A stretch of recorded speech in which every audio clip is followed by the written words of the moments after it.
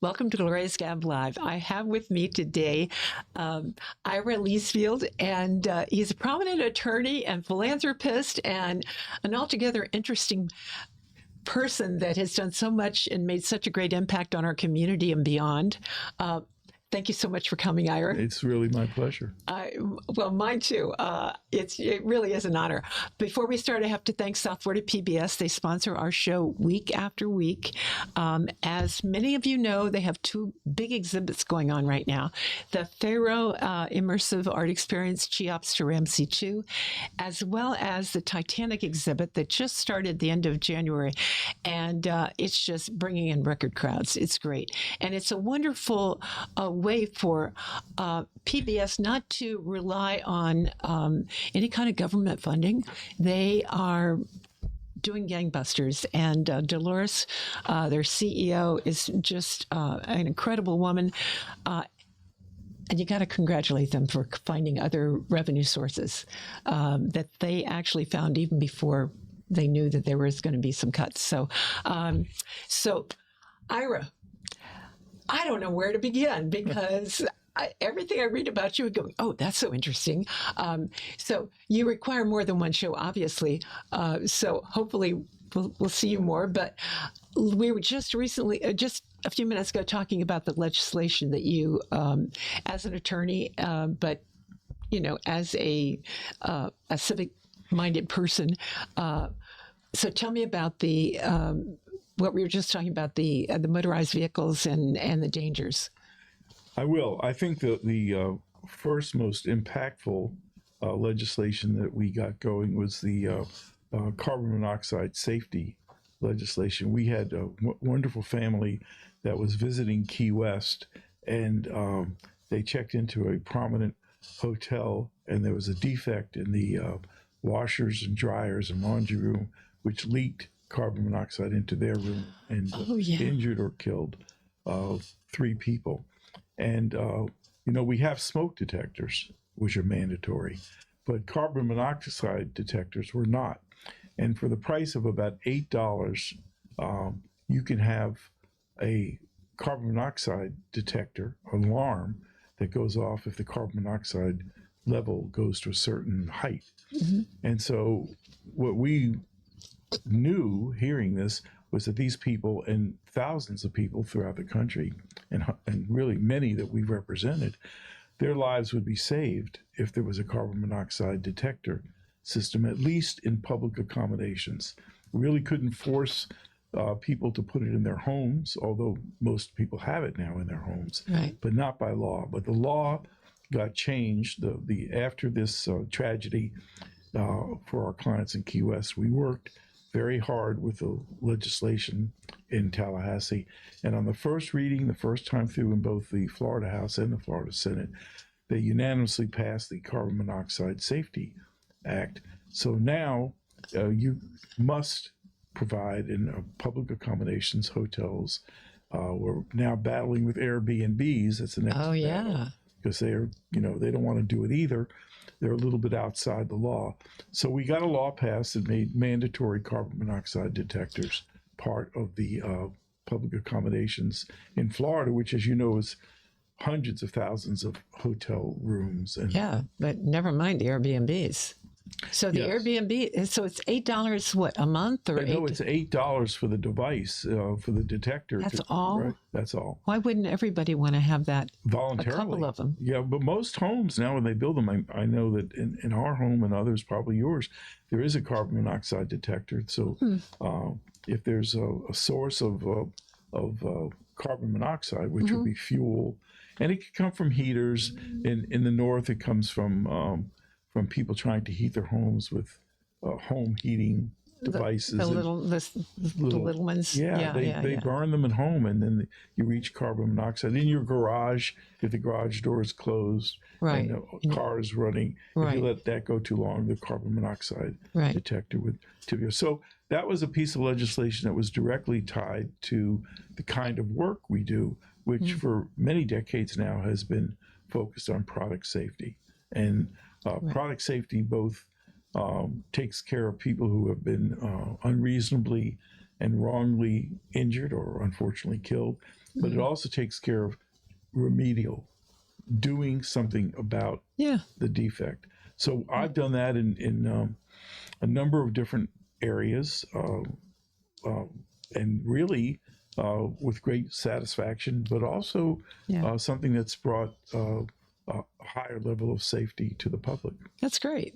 Yeah. So continuing on your quest to make South Florida and the world a better place, I know you're involved. You're very philanthropic, and I know you've got a lot of different initiatives going on.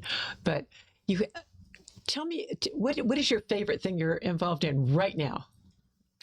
Right now, it has to be the Underline and a wonderful group called Live Like Bella Childhood Cancer, Which is, I love that one too. That's headed by some wonderful people.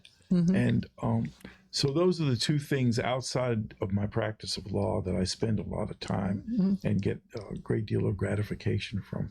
Right. And the Underline has changed the face of Dade County. It's a 10-mile linear park, a total of 14 acres.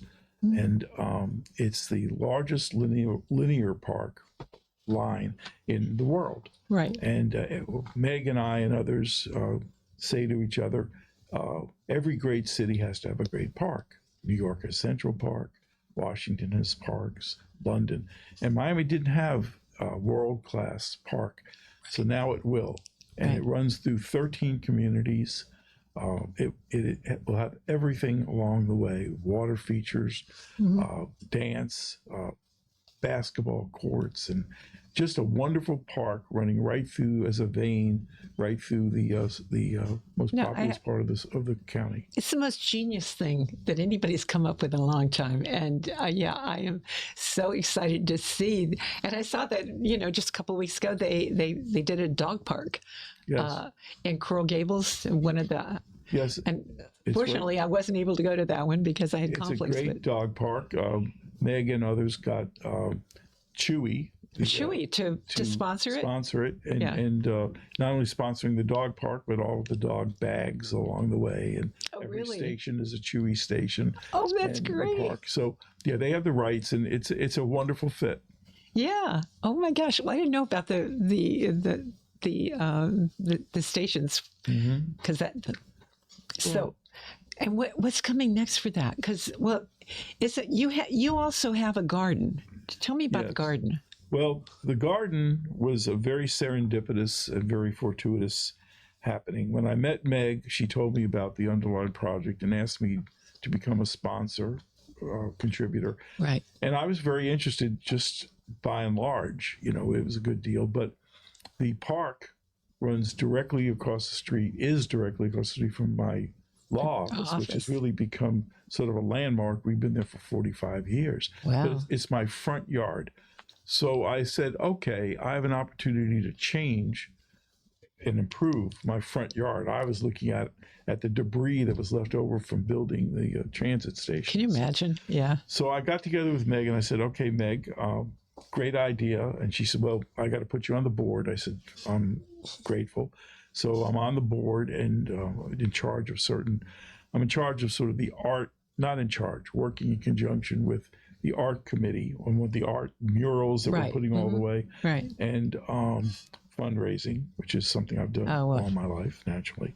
And so we talked about what to do across the street. And a wonderful woman, Rena Gitlin, who is our art advisor, she found this amazing sculpture by a really world-renowned artist whose name is Pablo Echevarria. Echevarria? Echevarria. And he's from South America. I think he's from Bolivia. If not Bolivia, it's from, I can't exactly remember, but his main studio now is in Lake Como in Italy. And he works in bronze now, also in bronze, but he worked in marble. And his pieces are all over. They were well collected. So Rena found this wonderful piece, which is there now. It's been lit at night, which is even more. Is that right? And we built a garden where people could meditate and think, look at the art, the sculptures there. We have oolite benches, so very natural to the environment, Yeah. and you can sit there. But more, as importantly, that the public gets to see it both from South Dixie Highway, from US 1, and from in the park, because it's right in the park. We get to look out our front door and out our front windows and see something that reminds us daily that, really one person or one law firm or one entity can make a difference. Yeah. Every single day, that's a reminder that you can do something for the betterment of the community. Absolutely. Absolutely. So, that's a great story. And I love that. I love the idea because I was reading it. It's in front of your law office. This is like brilliant, so you get to kind of benefit from your grand gesture every day. And like you said, remind yourself that one person, one law firm, Yes. One group can make a difference. And I'm trying to remind and, undertaking to remind other people, my peers, my friends, the people who have really grown and benefited with this community, that they can do it too. Yeah. I mean, I don't have a monopoly on anything there. They've got 10 miles of things that can be dedicated. The Night Center, the dedication is Saturday of this week. The Night Center has dedicated an amazing plaza near the Lifetime building and near the car dealership. They've dedicated a beautiful plaza right on the Underline to the Bahamian village, to the West Grove, and they've actually contracted with a very, very well-known Bahamian artist, and there's going to be a dedication of her artwork, and the whole plaza will be a memorial to the history of the West Grove, Black Grove, which is really Bahamian. The Bahamian, Grove. And so that ceremony is this Saturday, which I certainly intend to attend. Yeah. And it's just one thing after another. Our garden is kind like you said, though, we've got a long stretch to go. Yeah, well, so there's all kind of opportunities. Yeah, and there's plenty of capacity out there. My goal or want is to lasso in some of that capacity of people who really can afford to make a contribution to a community that's made a big contribution to them. And there's plenty of us here. Even some newcomers. Ken Griffin took a long stretch, a walk that's the Ken Griffin Walkway. Right. But new people coming in that want to enter the community in a make a splash. Yeah, make a splash in a nice way. But the people who have been here, my colleagues in the practice of law and business. So I'm trying to get at it can be as simple as dedicating a bench. We have benches all along the way. People without huge means can say, I want to dedicate this bench to my grandmother. I want to dedicate this bench to my child. And what are we talking about in dollars? If some of our listeners say, "Hey, my dad just died. This, I'd love to do it for my parents." Or leave it. As you're planning your estate, leave it as something you want to, donate after you pass. So what do benches cost? Do they have like regular? I think it depends where the bench is, the location, but it's not exorbitant. I'm sure it's under $10,000. Yeah. And the idea wasn't mine, but I read in preparation for the Underline, I read the history of Central Park, where the benches are all named and the amphitheater is all named, and everything carries with it a significant memory. So you walk around Central Park, there's a whole article, a whole story about the benches of Central Park. Benches are one of my favorite things to dedicate. I see that. Well, I'm a Rotarian, and we have a Rotary Park in Coral Gables, and that's happened. So now there are a lot of initially, it was just we cleaned it up and we made it nice and pretty, and it was like a park where you play. But now it's got benches all over because different people have, donated to maintain the park, but also to have their bench there. Well, that's the big challenge now is the park maintenance. And I was going to ask you about that. So once you do this, how do you maintain your area? Are you responsible for your area? No. Okay. No, the Underline and the county are taking care of it all, but private funding is needed to maintain the area. The High Line in New York, which was built by the same people that have built the Underline, the James Corner Group, they're all over the country and do phenomenal work. The High Line is 1.4 miles in length, and the maintenance in that is somewhere around $15 million a year. And it's New York, and there's plenty of people with means and capacity in New York. And the High Line, 1.4 miles, we are 10 miles of maintenance. We have people, and the entire Underline is already Wi-Fi set. Which is You can amazing. Use your Wi-Fi. There's plenty of security. There are cameras everywhere that go to a monitoring station. They're heat cameras. We can tell what's going on. We're putting kiosks in for vendors. They will be all self-maintained, no people. Well, is that a profit center? Okay, Yes. that's great. It will be a profit center. People can go in and get a sandwich, a drink, or something else like that with their credit card. If they walk out without paying, an alarm system goes off. And food trucks, they're working on interesting topic. We really could go on for a long time. I know. The food trucks, they're trying to bring back the famous restaurants and the famous food places in Miami's history, and that are no longer brick and mortar. Wolfies. And Wolfies, or Rascal House. Rascal House, yeah. Right, or the Forge. Or the Hai Vong, the Vietnamese restaurant. We're trying to bring back restaurants that had great names that aren't brick and mortar and make them into food trucks. So people will be able to get their Vietnamese food or their hot dogs. There was a famous place over on Miami Beach that went out of business. It was a great Jewish deli that people used to go to on Alton Road. And we're trying to get those folks involved. So there's a lot of opportunity and a lot of excitement, and it's all coming together. And people have an opportunity to get on the ground floor of something important and unique and rewarding and unique. Yeah. So I'm sort of the the voice, not the voice, a voice for doing that. And hopefully it'll all come together.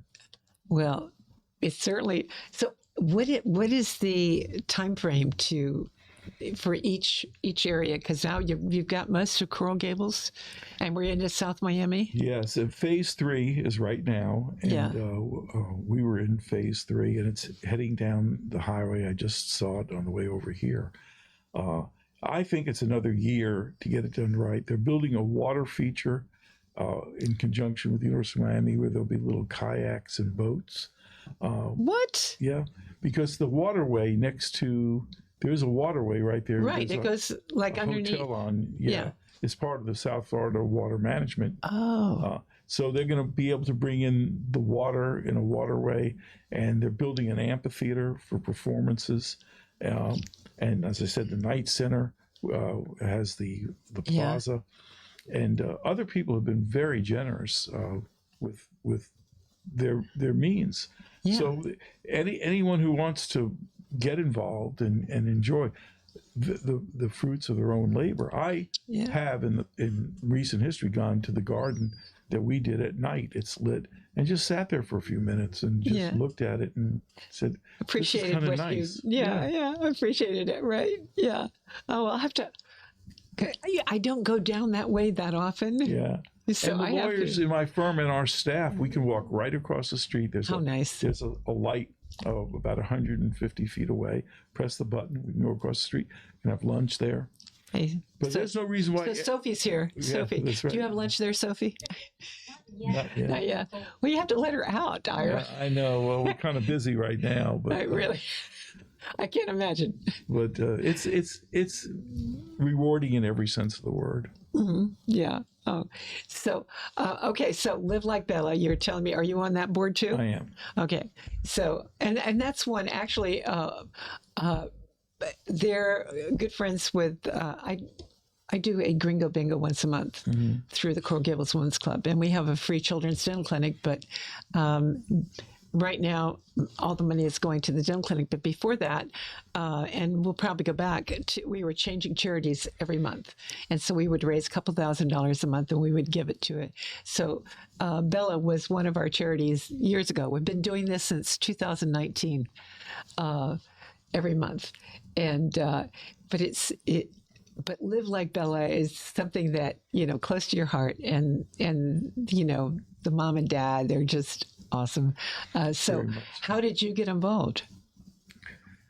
Well, again, by chance, serendipitously, I had a friend who had an office in the third floor of the building. The space in that building, and it's on Alhambra and Ponce. The space has been donated by a very dear friend, Paul Sejas' son. Oh, yeah. Mm-hmm. And he gave the space to Bella free. And I had a friend on that floor. So one day, maybe 6 or 7 years ago, I walked by the space, Live Like Bella, and I popped in to see what it was all about. And I met Nicole De La Puente and I met Maite.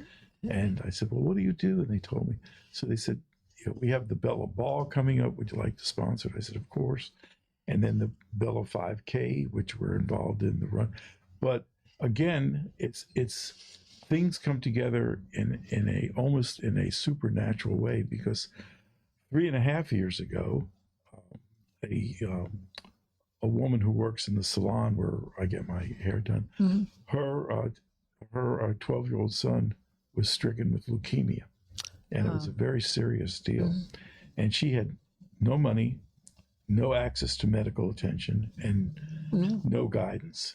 So I put him, her son's name is Axel, I put him in the Bella program. Touch with Bella. Day one, they took over the rent, the living expenses, got him in the in Children's Hospital. Yeah. 3 years of treatment. He's now cured. They took the portal out, wow, and he's 100% cured. Oh my gosh, So, what a and great story. we're very close with the family now anyhow because of many things. Right. And so it was easy for me to do. I walked into the Bella offices and said, I've got a young man. And in one day, it was turned over. So, I mean, how much better does it get than that? I mean, people spend, and I see in my profession, and in life, but in my profession in particular as a trial lawyer, everyone's talking about how much they're making, how much they're getting out of the system, and whether it be billboards or buses. That's not the test. Not for me. The test is how much you can put back. Exactly. Right? Exactly. Because if you're smart, you work hard, make a good living, okay, you do it. But how much are you putting back? Doesn't feed your soul, does it? It doesn't matter, because no one cares about how much you're making. Everyone's trying to outdo the other person. But what you put back, your generosity. I give Sophie was there as well. I give a talk every year, the Key West High School graduating class. We give a scholarship in honor of a very fine young man, the coach at Key West High School who died, Dexter Butler. And so we're going down May 27th again for the Key West High School graduation. And it's just like you can do so much in the scholarships. But my remarks last year centered around generosity. And it's a nice approach to talk about what generosity means. And that generosity doesn't only mean, in my book, doesn't only mean how much money you give, because people give money sometimes. You can be generous with your time. You can be generous by calling a person who's lost a loved one to check in on them. You can be generous by calling people who are ill and don't have company. You can be generous by calling a man or a woman who's lost their loved one, their wife or their husband, and they're really alone, and it's Friday night or Saturday night, and you know that they're by themselves. And so generosity isn't only about money, although with the scholarship people, I've given, the foundation has given over 200 scholarships to that's great, to women and to mostly to single women in law school. And every time you give a scholarship, if you do it right, it's not just the dollar amount. It's the confidence that you instill in the person, that somebody, a young high school seniors going off to college, and you get a scholarship. It's not like, here's the check. It's, here's our belief in you.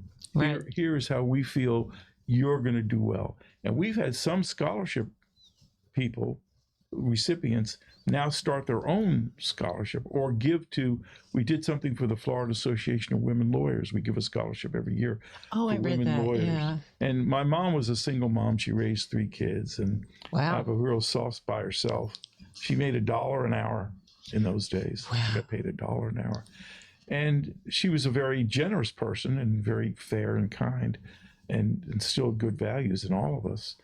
And it really is the opportunity to give back. And I've been giving I got a scholarship to go to college. Yeah. And we've been doing the scholarships, and people now are contributing to scholarships. It's sort of like a spider web.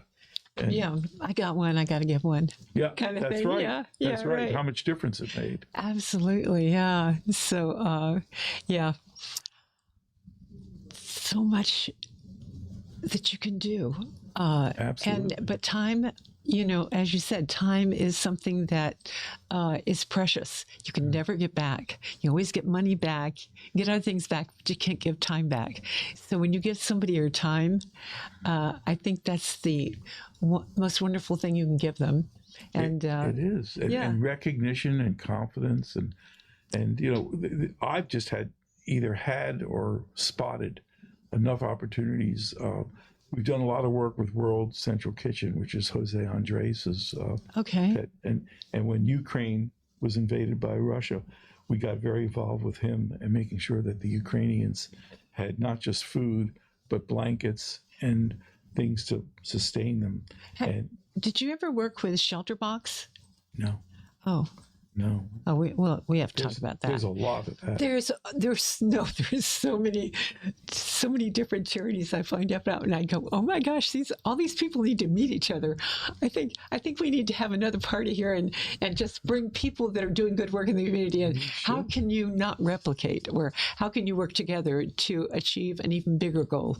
With World Central Kitchen, I met Jose Andres in Puerto Rico after the hurricane. Mm-hmm. The Clintons, through the Clinton Global Initiative, brought down some people. We were 2 of maybe 12.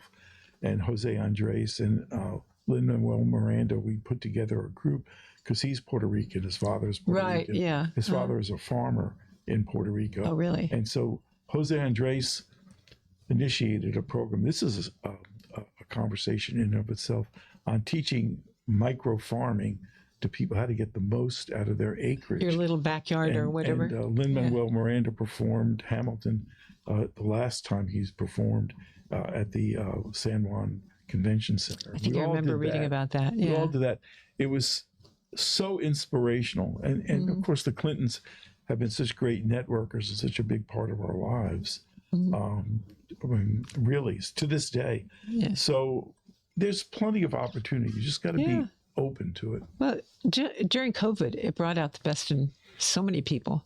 Yeah, Feeding South Florida. I know countless chefs who were just, well, my guy that I do Gringo Bingo with, my Gringo, he had a restaurant, and he had people from up north sending money down and saying, here, feed the nurses, feed, different populations, but it also kept him afloat. So they gave him money to keep his restaurant open, but then he was able to make stuff and then deliver it. And that was happening all over. Well, I unfortunately had a pretty serious case of COVID. Very early on. I was in the hospital 7 days, and it was a little touch and go. I had enormous support from the medical community. My wife and I are in the Giving Society for Baptist South Miami, and she's been on the board. And so we had enormous support from the medical community to make sure I made it. And at that time, the only drug they were giving was something called resmidivir. And it was sort of hard to get. And it was a 5-day course. And, but anyhow, I got really. I know somebody else that got that also. Yeah, I was sick, and it wasn't. Well, they it give wasn't it to so the really clear. sick. And then when I got out and got recovered and got going again, or even very soon thereafter, we decided to sponsor the dinners for all the staff in the Oh, COVID that was nice. area. So Yeah. no one working 12 hours or 14 hours a day had to prepare dinner for their family. We sponsored the dinners for everybody for a while, almost a month. And then we donated 2 very important pieces of technology to South Miami Hospital in honor of Dr. Leonard Swerling, whose wife Holly, you may know, because Holly started a great group here called Childhood Task Force, Oh, really? and she did that. And so Another show altogether. yes, yes, well, we've worked with Holly. Our time is up. It goes very quickly. I thank you so much for coming today, and I look forward to. Well, Seeing you more. it's been an eye opener for me as well. I'm thrilled to see your facilities and meet the people here, and thank you for including me. Oh, absolutely. Okay. Well, until next time, everyone, stay safe, make a difference, and support the Underline, Bella's, Live Like Bella, all the great work people are doing in the community. Yeah. So have a good one. We'll do it. Thank you. And thank you again for coming. Thank you.